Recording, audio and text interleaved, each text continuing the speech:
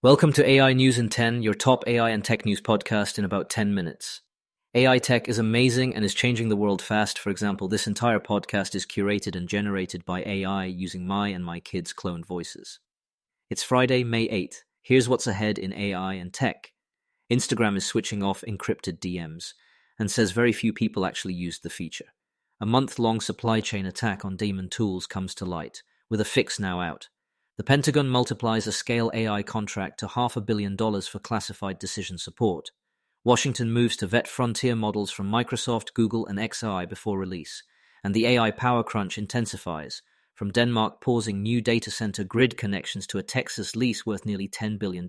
Let's get into it. But first, let's hear a word from our sponsors. Need elite developers fast? Elite Coders connects you with rigorously vetted senior engineers in 24 to 48 hours.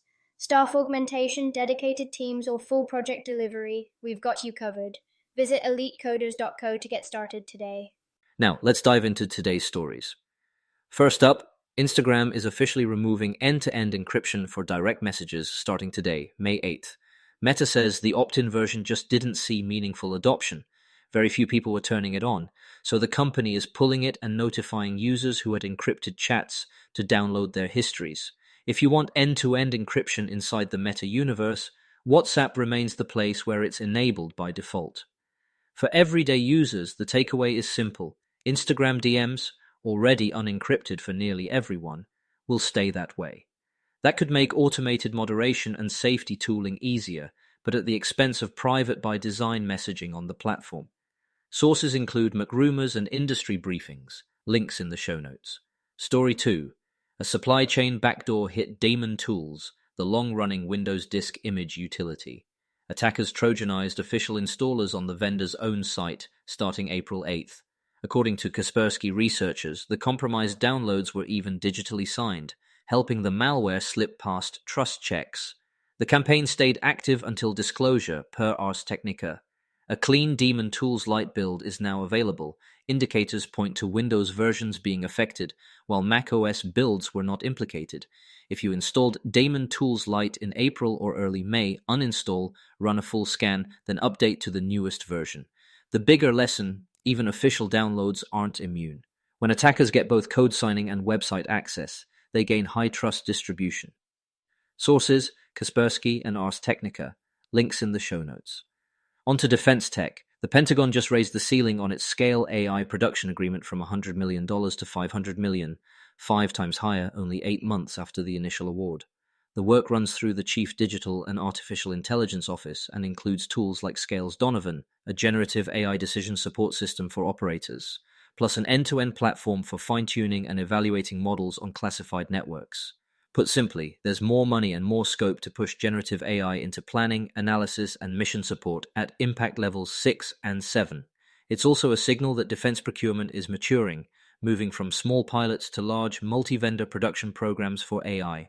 Sources include Bloomberg Law, Washington Technology, and Scale AI's program brief. Links in the show notes. Before we continue, here's a quick message from our sponsors. This episode is brought to you by Family GPT, the AI chat platform actually designed for kids.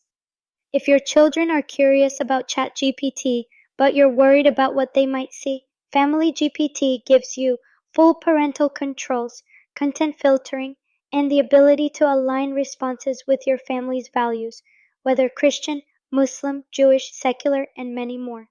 Monitor every conversation, set usage limits, and let your kids explore AI safely. No ads, no data selling, complete privacy. Sign up free at familygpt.chat. That's familygpt.chat. All right, let's get back to it. Fourth, pre-release vetting for Frontier AI steps up. The U.S. Commerce Department's Center for AI Standards and Innovation, KC, says Microsoft, Google, and Elon Musk's XAI will give the government early access to new models for national security checks before those models go public.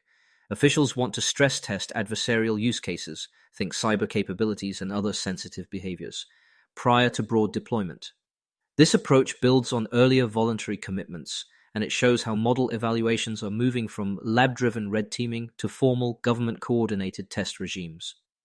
If you're an enterprise buyer, this could become part of the assurance story you ask vendors about during due diligence. Sources include Reuters coverage carried by investing.com and Money Control, plus reporting on the KSI announcement, links in the show notes. And finally, the power story, because none of this AI boom happens without electrons. In Europe, Denmark has pressed pause on new data center grid connections after requests reportedly hit a staggering 60 gigawatts, nearly an order of magnitude over the country's peak demand. It's a stark mismatch between AI build-out plans and near-term grid capacity. In the United States, American Electric Power, one of the nation's largest utilities, is so frustrated with interconnection delays that it's threatening to exit 2 major regional grids. That's a sign of how tense the relationship between utilities and data center developers has become as mega projects line up. And in Texas, Bitcoin miner turned AI operator Hut 8 signed a 15-year, $9.8 billion lease to deliver AI data center capacity at its Beacon Point campus, with thousands of megawatts more in its pipeline, pairing speed to power with NVIDIA spec builds as its go-to-market. Net. Demand is real, financing is flowing, but the limiting reagent is grid infrastructure and time to energize. Sources: Tom's Hardware on Denmark's pause, Bloomberg on AEP's warning, and Bloomberg Law and Decrypt on Hut 8's Texas deal, links in the show notes. Quick reality check to bring these together.